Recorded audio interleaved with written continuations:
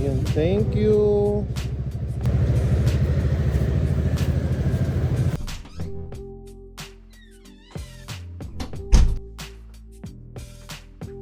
Late na ako nagising ngayon kasi madaling araw na natapos yung live stream ko. And in short, hindi ako nakapagluto ngayon. Buti na lang, pwede ka mag-order online sa Kanamit. Grilled yam po.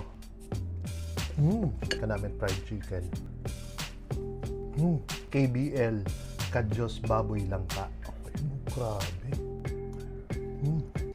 Meron din silang dinuguan. Dessert naman. Para sa mga gusto umorder online, check nyo na lang yung comment box para sa link.